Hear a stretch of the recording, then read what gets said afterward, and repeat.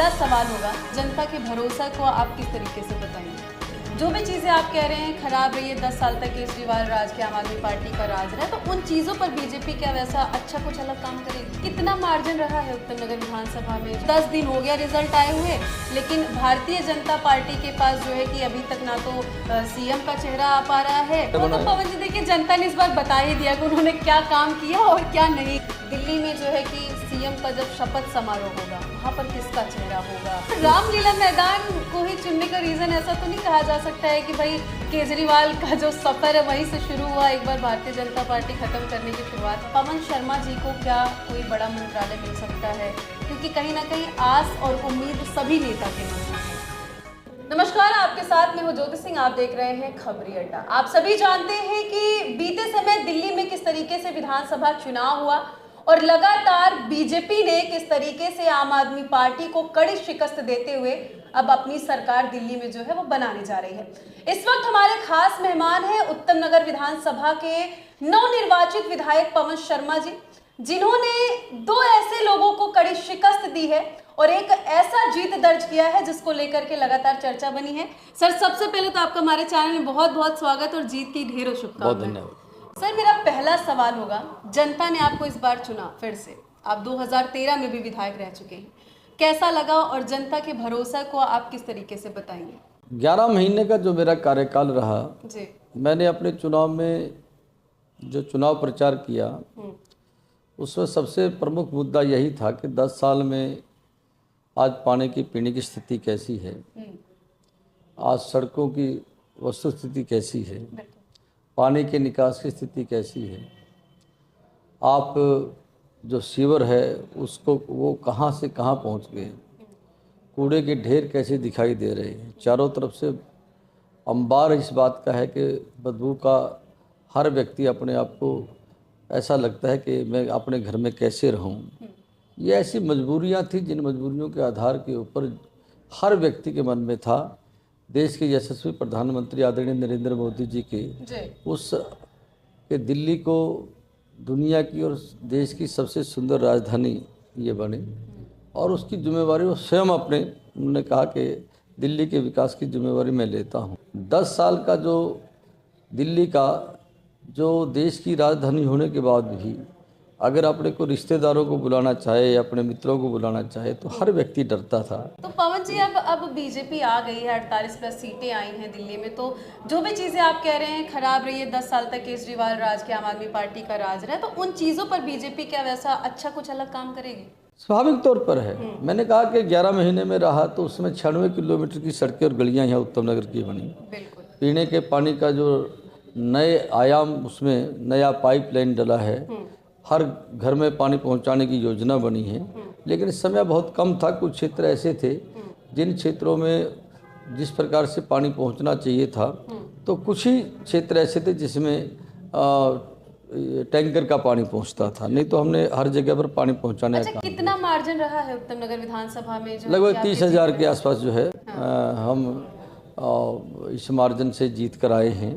लोगों ने भरपूर प्यार दिया और इस परिवर्तन की दिशा में सबका मन एक था कि 11 महीने में जो काम हुआ था और देश के यशस्वी प्रधानमंत्री आदरणीय नरेंद्र मोदी जी ने जिन चीज़ों को दिल्ली के बारे में उल्लेख किया था उस पर पूरा भरोसा करके इस असहाय सरकार को जो एक दूसरे के ऊपर आरोप लगाती थी, हर चीज में दूसरे पर आरोप लगाना। अच्छा पवन जी, मैं आरोप पर ही आती हूँ। अभी आतिशी मार्लेना जो कि पूर्व सीएम हो चुके हैं दिल्ली के, एक उनका बयान आता है कि भाई 10 दिन हो गया रिजल्ट आए हुए, लेकिन भारतीय जनता पार्टी के पास जो है कि अभी तक ना तो सीएम का चेहरा आ पा रहा है, क्योंकि अभी बीजेपी जो है वो ये सोच ही नहीं पा रही है कि दिल्ली का सीएम किसको बनाए, और पीएम मोदी को जो है कि अपने विधायकों पर भरोसा नहीं है, वो लगातार हमला कर रही हैं। वो क्या बोल रहे हैं, उन्होंने तो आप उनके काम करने का ढंग देखिए। अभी हमारे 10 दिन का जो कार्यकाल की जिसकी वो गिनती कर रहे हैं, उनको ये पूछिए आपको 10 साल मिले और 10 साल में आपने यमुना के बारे में क्या सोचा, और हमारे पास में 10 दिन अभी हुए हैं, यमुना में किस प्रकार से कार्य योजना को प्रारंभ हुआ है। वो क्या बोलते हैं, सवाल इस बात का नहीं, हम काम कर रहे हैं। उन्होंने कहा कि यमुना में जहर मिला दिया, हम यमुना को साफ सुथरा करना चाहते हैं और उसके लिए कार्य योजना प्रारंभ हो गई है। वो क्या बोलते हैं सवाल इस बात का नहीं है। सवाल इस बात का वो बताए कि 10 साल में हमने ये काम किया, कोई नया कॉलेज बनाया, कोई नया विश्वविद्यालय वो बनाया। तो पवन जी देखिए, जनता ने इस बार बता ही दिया कि उन्होंने क्या काम किया और क्या नहीं किया, और जनता ने भरोसा भारतीय जनता पार्टी पर इस बार जताया है। तो फिर आपने जो बात कही कि अगर भारतीय जनता पार्टी पर भरोसा जिताया है तो स्वाभाविक तौर पर सीवर की व्यवस्था होगी, पीने का पानी की नए व्यवस्थाओं के आधार के ऊपर लोगों के बीच में अच्छा साफ सुथरा पानी पहुंचेगा, सीवर के कनेक्शन होंगे, पानी का निकास अच्छा, होगा। पवन जी मैं बीच में रोकूंगी, माफी चाहूंगी। अभी जो है ना कि एक माहौल चल रहा है और मुझे लगता है कि सबके मन में ये सवाल है, जो दिल्ली में नहीं है, दिल्ली से बाहर भी है, कि दिल्ली में जो है कि सीएम का जब शपथ समारोह होगा वहां पर किसका चेहरा होगा, और कहीं ना कहीं 27 साल बाद बीजेपी को मुख्यमंत्री चुनने का जो है एक कह सकते हैं कि एक मौका मिला है। सर आपको क्या लगता है? मुझे लगता है कि आप लोग अपने चैनलों के माध्यम से रामलीला मैदान की साफ सुथरा होते हुए दिखाई दे रहे हैं, और रामलीला मैदान में जब इस प्रकार का जो कार्यक्रम होगा, भारतीय जनता पार्टी के नवनिर्वाचित विधायक और दिल्ली की सरकार के चुने हुए जो हमारे विधायक दल के नेता हैं वो सब आपके सामने होंगे।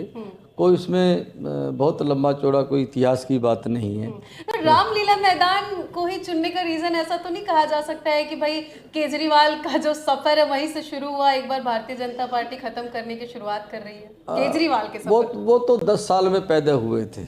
भारतीय जनता पार्टी आज 18 राज्यों के अंदर सरकार चला रही है, और वो सरकार हर क्षेत्र में और हर प्रदेश में किन किन योजनाओं को लेकर जनता के बीच में काम कर रही है। तो हम काम बताते हैं, वो उसकी नाकामियां बताते हैं। नाकामियां बताने वाला व्यक्ति कभी सफल नहीं होता। धोखा हुआ दिल्ली की जनता के साथ में, तो अब तो नहीं होगा धोखा।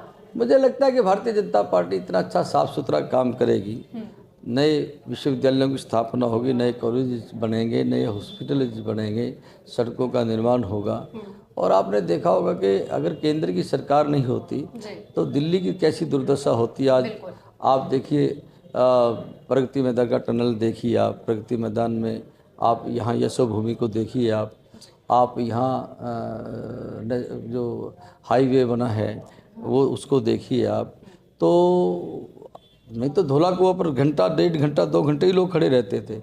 तो लेकिन दिल्ली की सरकार के पास बताने के लिए कुछ नहीं है। ये जितनी योजनाएं बाकी भी दिल्ली में कोई विकास की योजना हुई है वो केंद्र की सरकार के माध्यम से हुई है। दिल्ली की सरकार के पास में केवल एक बात हुई है, आरोप और प्रत्यारोप में जीवन कैसे बिताना है। और भ्रष्टाचार इतना है कि जहाँ पीने का पानी चाहिए, लोगों को हेल्थ चाहिए, लोगों को एजुकेशन चाहिए, वहाँ शराब की चीज़ों को जो है ना जगह जगह पर खोलने का जो पाप है, और नशा को दिल्ली में जो आगे बढ़ाने का जो काम उन्होंने किया, उसका परिणाम है कि उनके हर तीसरा मंत्री, दूसरा मंत्री जिस पर आरोप और भ्रष्टाचार के आरोप लगे हुए हैं, वो कुछ समय के बाद आप देखेंगे कि जनता और न्यायपालिका उनको किस प्रकार से दंडित करती है, किस प्रकार से उनके साथ में जो 10 साल उनको ठगा है उसको उसका किस प्रकार का भुगतान होता है। पवन जी अब हम आ जाते हैं आपके व्यक्तिगत राजनीति सफर में। कितना आपने योगदान दिया है राजनीति में वो तो किसी से छुपा नहीं है, सभी जानते हैं कि आप कितने पुराने नेता हैं और दिग्गज नेता हैं। सर मेरा सवाल ये है कि पवन शर्मा जी को क्या कोई बड़ा मंत्रालय मिल सकता है? क्योंकि कहीं ना कहीं आस और उम्मीद सभी नेता के मन में है, या फिर कह सकते हैं कि भाई दिल्ली के सीएम की रेस में पवन शर्मा का नाम क्या आगे चल रहा है? ज्योति जी, मैं इतने वर्षों से भारतीय जनता पार्टी का कार्यकर्ता के नाते काम कर रहा हूँ और आज भी भारतीय जनता पार्टी कार्यकर्ता के नाते ही काम कर रहा हूँ। मेरी पार्टी ने जो मुझे पहले जिम्मेवारी दी उस जिम्मेवारी को मैंने निभाने का प्रयास किया। आगे भारतीय जनता पार्टी जो भी मेरे को जिम्मेवारी देगी मैं उस जिम्मेवारी को अच्छे से निभा पाऊँ, ऐसी जनता का और भगवान का जो आशीर्वाद लेकर देश के यशस्वी प्रधानमंत्री जिस प्रकार से मेहनत करके 18-18, 20-20 घंटे लोगों के बीच में रहकर किस प्रकार से देश की लोगों की सेवा की जा सकती है, योजनाएं बनाकर उनको पूरा किया जा सकता है, उसका अनुभव आप कर रहे हैं। कि आपने यमुना को देखा था, उस समय देखा था, आज आरती हुई आप दिखाई देते हैं। जिस यमुना को लोग जाना बड़ा मुश्किल समझते थे, आज वहाँ पर आरती होती हुई दिखाई देती है। साफ़ सुथरा किस प्रकार से वहाँ का जल हो जाए, पानी हो जाए, उसकी जो घाट हैं वो कैसे व्यवस्थित हो चलिए जाए। फिलहाल देखने वाली बात होगी कि भारतीय जनता पार्टी दिल्ली में क्या अलग करती है। जनता इस बार भरोसा जताई है। मेरा एक आखिरी सवाल होगा कि पवन शर्मा जी पर जिस तरीके से उत्तम नगर की जो जनता है वो भरोसा जताई है, उनके लिए अगले 5 साल तक पवन शर्मा क्या ऐसा अलग करने वाले हैं? मुझे 10 दिन का पहले आपको मैं चर्चा करना चाहता हूँ, 5 साल की चर्चा बाद में करूँगा। लेकिन सर विजन तो होगा ना कि भाई 5 साल में हम ये करेंगे, कुछ अलग करेंगे। मैं पहले 10 दिन की बताता हूँ। जी यहाँ आप अगर यहाँ आपका चैनल घूमता हो जी तो द्वारका मोड़ पर किस जो मेट्रो स्टेशन है कितना वहाँ गंद पड़ा था, जी आज आपको गंद दिखाई नहीं देगा। पिलर नंबर 763 पर कितना गंद पड़ा था वो आपको दिखाई नहीं देगा।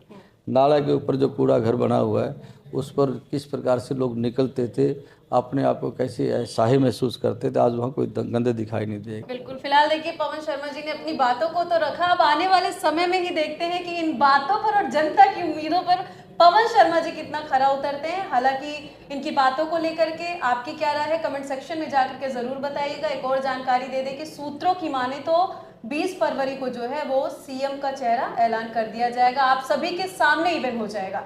वहीं आपको ऐसे ही लोगों से मिलवाते रहेंगे, अलग अलग चेहरों से रूबरू करवाते रहेंगे। सर बहुत बहुत धन्यवाद इतना समय देने के लिए। जय हिंद।